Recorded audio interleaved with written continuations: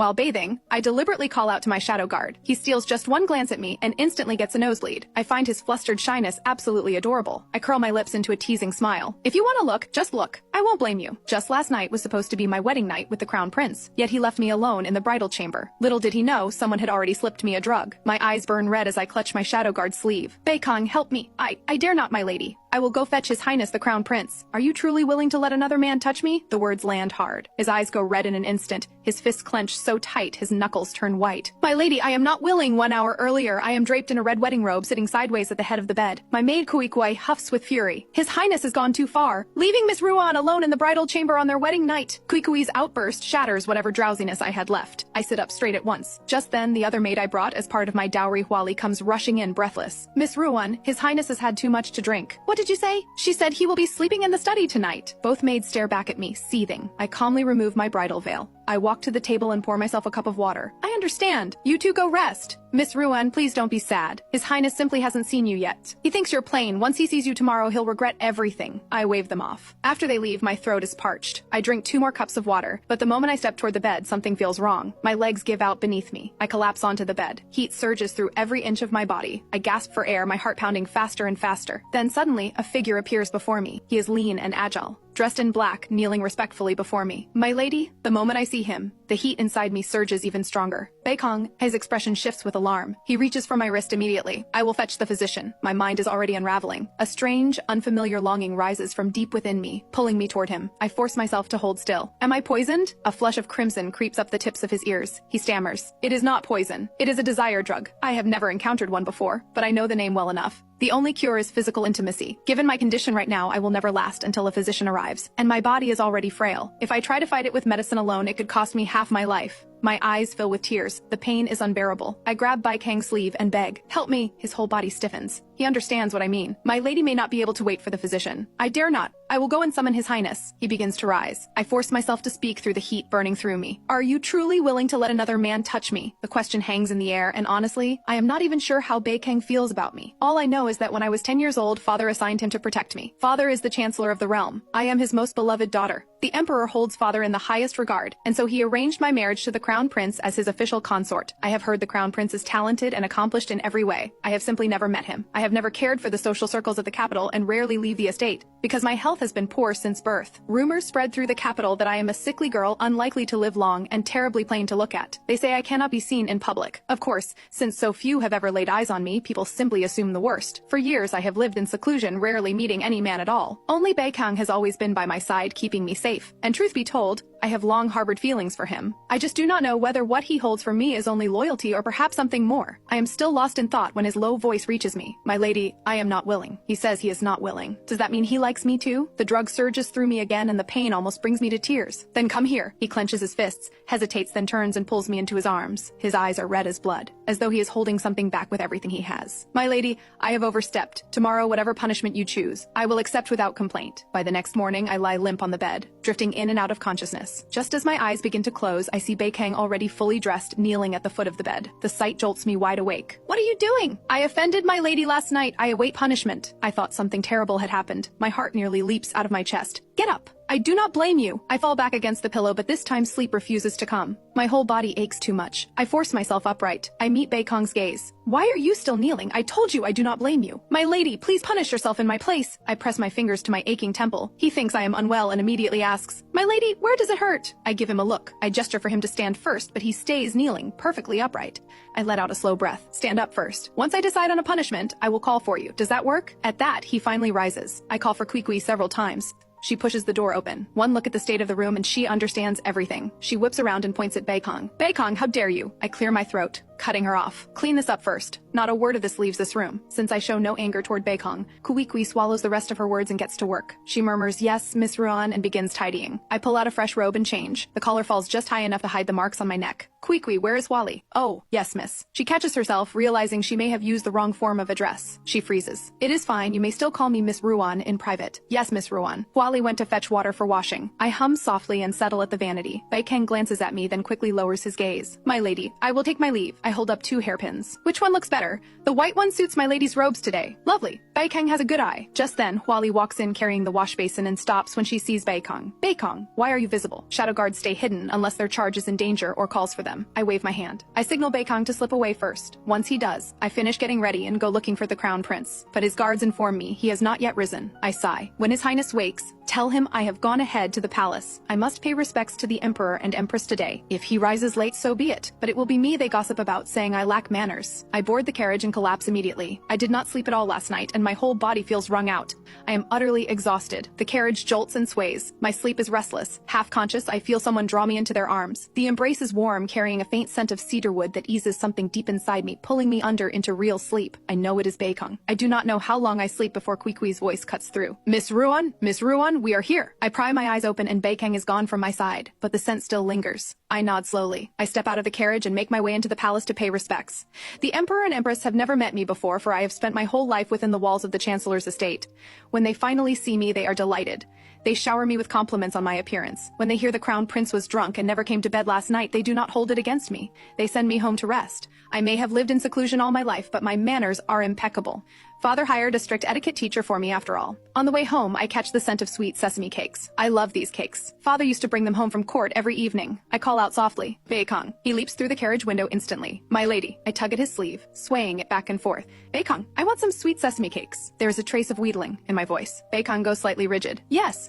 Is that all? I am right here being sweet with you. And you just give me a cold yes? I turn my face away, annoyed. He seems not to notice I am upset at all and simply leaps back out the window. A moment later, he jumps back in, kneels before me, and offers the cakes with both hands. I say nothing and do not look at him. He shifts awkwardly, unsure what to do. I take the cakes and bite into one hard. Baikang, can you not be a little gentler with me? He freezes. His expression seems to say, am I not gentle enough? After a long pause, something crosses his mind, and suddenly his face goes red. He stammers. I was wrong. I was too rough. I hurt my lady. Please punish me as you see fit. What on earth is he talking about? I stare at his burning red face and suddenly understand. Has he misunderstood? My own cheeks flush with heat. That is not what I meant. Never mind, go. I do not want to see you right now, you hopeless block of wood. He actually leaves, just like that. He is not even going to coax me? Can he not see that I am upset? He knows perfectly well that I like him, and yet he is still this cold. The more I think about it, the more the tears come rolling down my cheeks. I take small bites of the sesame cake and cry quietly between bites. I mutter under my breath, awful Baikang. Insufferable Baikang. I can't stand you. Then Huali's voice comes from outside the carriage. Miss Ruan, Baikang is following behind the carriage. Is he not supposed to be hidden? Why is he walking openly behind us like that? I lift the curtain and look back. Sure enough, there is Baikang, walking behind the carriage on foot. He looks almost dejected. Now I feel even worse because he is the one who upset me, yet somehow he looks more hurt than I do. I let the curtain fall. I go back to eating my cake, but I cannot stop thinking about Baikang, so I call out to him again. This time he does not come inside. Instead, he answers from outside the carriage. My lady, I am here. That sends a fresh wave of irritation through me. Am I going to bite you? Are you not supposed to be accepting punishment? He blinks in surprise, then answers. Yes, I accept my punishment. A wicked little smile spreads across my face. Kuikui, have the bedsheets from the room been washed yet?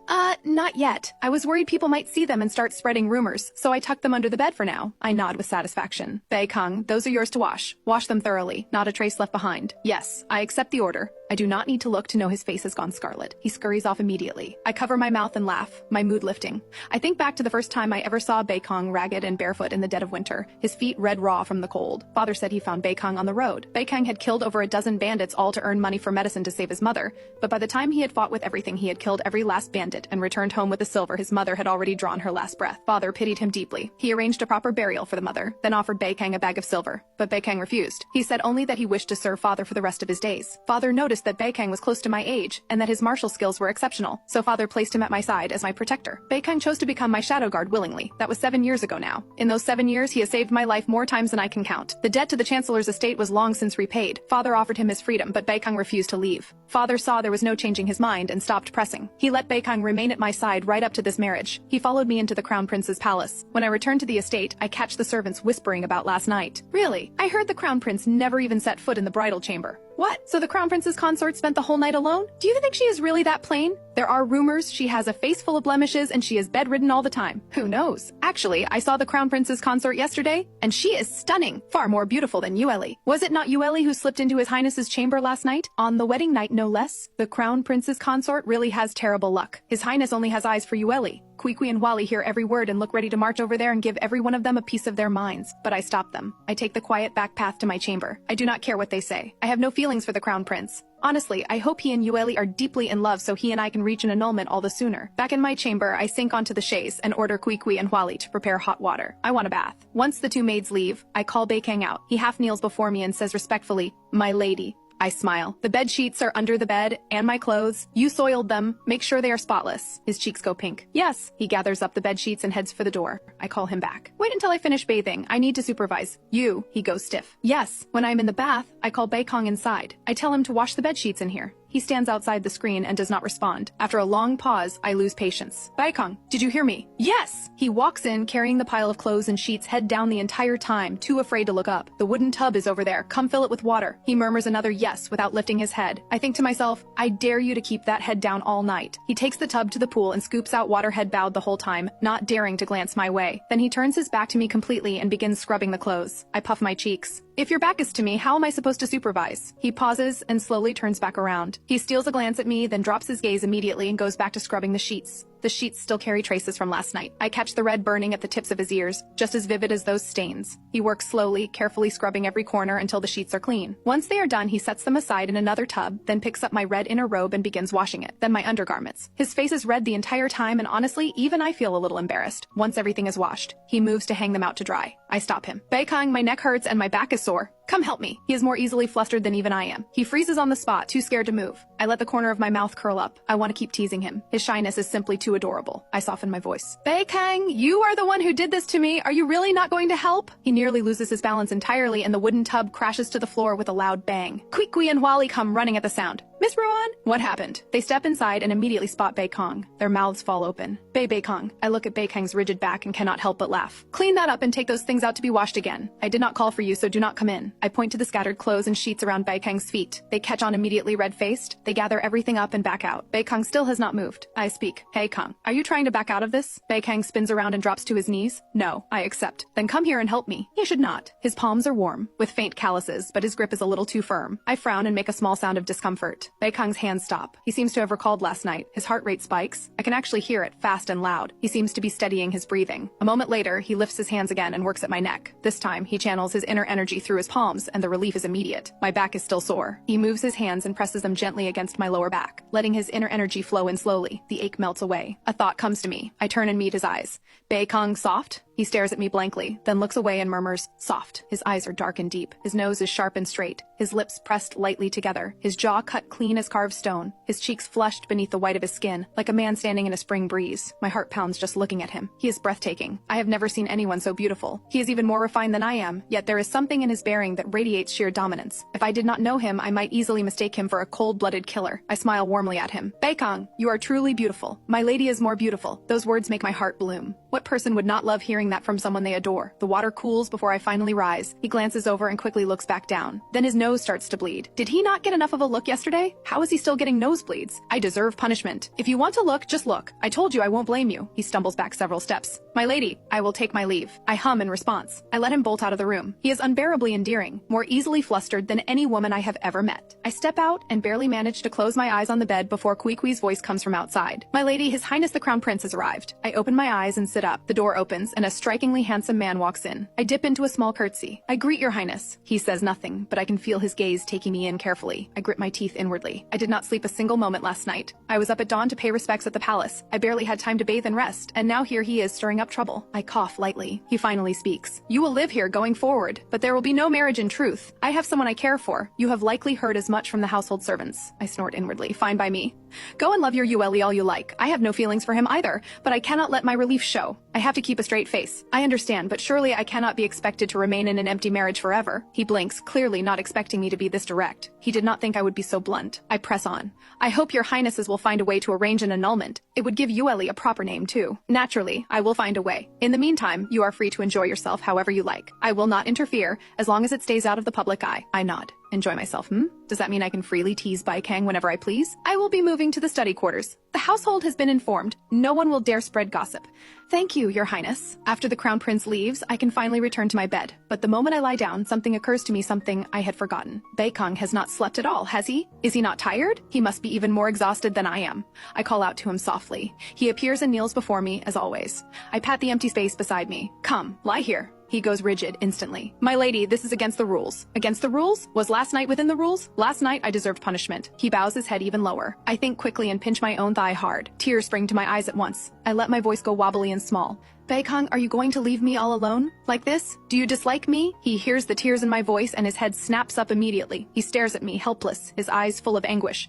No, I do not dislike my lady. He tries to soothe me, but he still does not move, still kneeling there on the floor. I cry harder. Tears roll down in fat drops. Then why won't you hold me? He scrambles to his feet and pulls me into his arms. My lady, please don't cry. It is my fault. Please stop, all right? Something in his voice sounds like he might be crying too. I pull back in confusion and look up at him. His eyes are red. He somehow looks even more heartbroken than I do. A strange guilt creeps over me like I am the one who has done something wrong. I should not be messing with him like this. All right, I need to stop pretending. If I actually make Baikang cry, that would not be good. So, are you going to sleep here or not?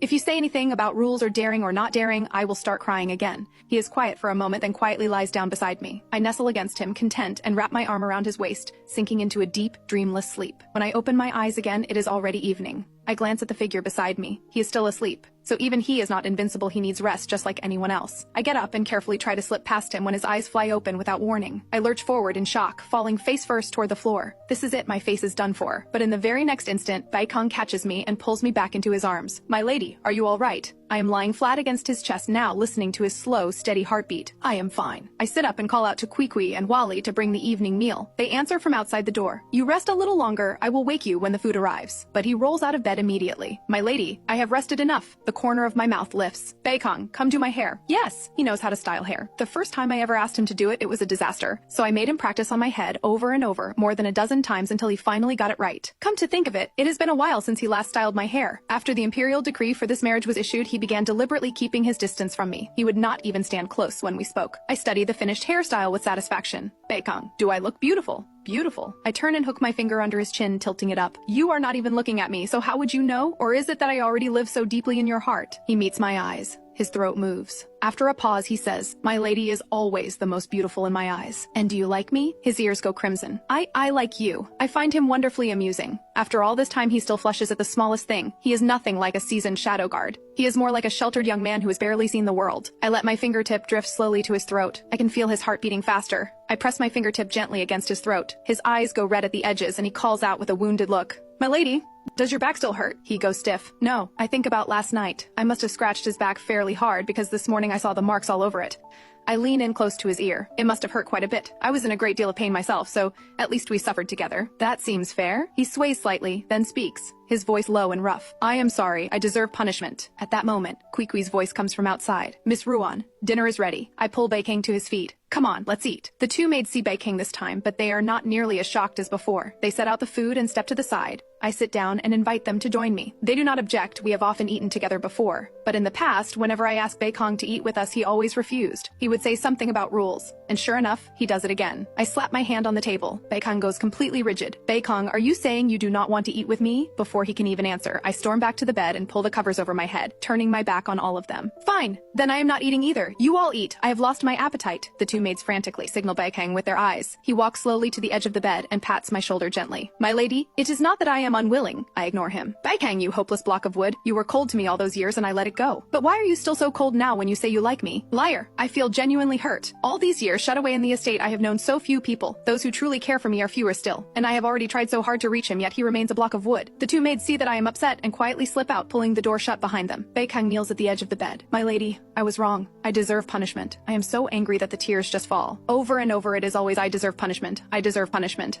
Who asked you to punish yourself? Can you not just comfort me? Is that so hard? Just this one thing? I cry even harder. He scrambles to turn me toward him, and I look at him through blurry, tear-filled eyes, lips still pushed out in a pout. He gently wipes my tears and keeps apologizing. My lady, please don't cry. It is my fault. Please stop, all right? Baikang, you do not actually like me, do you? So, if I had not pushed things myself, you never would have. Am I right? No, I like my lady very much. The anguish in his eyes does not look fake. I sit up and open my arms, then hold me. He hesitates just a moment, then pulls me close. I ask him, "Do you like my lady, or do you like Ruan?" He looks completely lost. I can tell he is genuinely confused. Perhaps in his mind, my lady and Ruan are one and the same. He fumbles for an answer, afraid of saying the wrong thing and making me cry again. Father named me Ruan, and really, the name fits. I cry at the smallest slight. I explain, "My lady is loyalty, Ruan is love. I love both my lady and Ruan, so his loyalty is for me, and his love is for me too." That answer wins me over completely. I stop making a scene. Carrying on any further would only make me look dramatic, though I suppose I can be a little dramatic. On the third day of our marriage, the Crown Prince does not accompany me home to visit father. He says Yueli has kept him. I do not mind. The colder he is toward me, the easier the annulment will be to justify. When I return to the Chancellor's estate, father's face darkens the moment he realizes the Crown Prince is not with me. He asks if the Crown Prince has mistreated me. No, there is simply no feeling between us. Father is deeply saddened. He regrets not refusing the match when he had the chance. I return to my old room. Baikang appears and kneels before me in an instant. "My lady, there is a lead on who administered the drug. I cannot stand watching him kneel like this. Stand up when you talk, and stop dropping to your knees every 5 minutes. My lady, the rules cannot be ignored." I wrap my arms around him. "Baikang, listen to me. Watching you kneel all the time breaks my heart." He goes rigid. The tips of his ears go red again. Then a gust of wind rushes in and I curl into him against the cold. A small cough escapes me. He feels me trembling and pulls me tighter at once. Then he reaches into his robe, draws out a small stone and flicks it at the window latch. The wooden pin snaps free and the window swings shut. The wind is gone. Warmth begins to return to me, but I still feel dizzy, unsteady on my feet. I know the wind caught me. Baikang takes my wrist and checks my pulse, and the furrow in his brow eases slightly. "My lady is all right. I will go to the medicine hall for herbs to prevent a cold." I nod. I gesture for him to help me to the bed. He understands, but instead of guiding me, he picks me up entirely and sets me on the bed. "You said there is a lead on the drug. Tell me." Baikang nods. "It was meant for Yueli. It was intended for the Crown Prince, but 2 maids mixed up the deliveries along the way. The crowner of my think that was a mistake? What a remarkable coincidence that it ended up in my room of all places. I suspect Yueli planned to sacrifice me for the sake of their love all along. The Crown Prince must already know this, which is why he seemed uneasy when he spoke to me those first 2 days, and why he said those strange things about me finding my own enjoyment. I am a frail woman. He would have to be out of his mind to say something like that without reason, so he must know what happened between me and Baikang. And yet he never exposed it. He did not use it to push for the annulment. That tells me he still has some honor in him. Baikang thinks I am worried about exposure and tries to reassure me. "My lady, do not worry. I will not let this spread. I will go and deal with Yueli now." I grab his sleeve. "Baikang, what if it does get out? Would that not be a good thing? Then I could get the annulment." He frowns. "My lady, it would ruin your reputation." I put on my most pitiful expression. "Baikang, would you look down on me?" "Never. How could I ever look down on my lady?" I sigh and pull out a handkerchief, dabbing at my eyes for show. "Is it only because you dare not?" I had not expected Baikang to care so much about these things. "Then does Baikang also think I am not good enough, that I am immoral?" Baikang reaches out and gently covers my mouth, pained. "My lady, do not say such things. My lady is the finest woman in all the world." Something stirs in my chest. For so many years, everyone called me a sickly weakling. When the imperial decree for this marriage was announced, every tongue in the capital said I was not worthy of the Crown Prince. Aside from father, Kui, and Wali, only Baikang has ever thought well of me. And he thinks I am the finest woman in all the world. But I am truly not that good. My body is weak and I lack the restraint most women have. I pursue the person I care for, because I know this body of mine could give out any day. If I do not even fight for the one I love, I would spend whatever time I have left full of regret. But right now, I am second-guessing myself. Someone like me, who could die at any time, how could I drag Baikang down with me? If I die, what becomes of him? I ask him. "Baikang, do you love me? Think carefully before you answer. Liking and loving are not the same." I think Baikang understands what I mean. He is silent for a long time, as if turning the question over slowly. Then finally he answers. "I love my lady deeply. If my lady asked for my life, I would give it without hesitation. From now on, will you do whatever I ask?" I smile. "Baikang, leave Yueli alone." He hesitates, then gives a small nod. Back at the estate, I am back on my medicine regimen. I am used to it by now every year as winter approaches. I practically live in a pot of herbal brew, a bowl every morning, an herbal bath every night. A month later, I finally encounter Yueli. She is strikingly beautiful, delicate and soft like a porcelain figurine. She gives me a pointed look and bows. "Greetings." I make a non-committal sound. Beside me, Wali is quietly seething, but since I say nothing, she holds her tongue. I walk ahead a few steps, then hear Yueli deliberately scolding her maid behind me. "What is this food supposed to be? If anything goes wrong, are you prepared to take full responsibility?" "I deserve punishment. Please forgive me. I was wrong." I let out a cold laugh. "What is the point of all these games? I do not even want your Crown Prince." I walk away without looking back and return to my chamber to lie down. Lately, I have no idea why I have been feeling so tired all the time. I call out to Baikang. He appears and kneels before me. The moment I see his face, something in me settles. "Baikang, the annulment with the Crown Prince will come soon. Have you ever thought about going out into the world and making something of yourself? It is not that I look down on his station. It is just that I am still the Chancellor's eldest daughter. Father adores me. If Baikang remains only a shadow guard, then even if I am a woman who has gone through an annulment, father would likely never agree to let me marry him. Baikang blinks slowly, and of course he understands what I'm saying. My lady, I cannot leave you unprotected. What is there to worry about? You are a formidable fighter. You will carve out something great. He tries to protest. I cut him off. Baikang, do you not want to marry me? I do. Then go. He finally agrees. He walks to the edge of the bed and pulls me into his arms and says quietly, my lady, wait for me. I will come back for you with a grand wedding procession. I tilt my head up and kiss him. I will wait. He goes completely still, breathing hard, holding himself in check. He calls out, my lady. I lace my fingers through his and lean close to his ear. How much more forward do I have to be? He leans down and kisses me. For that entire month, he had been restrained and well-behaved.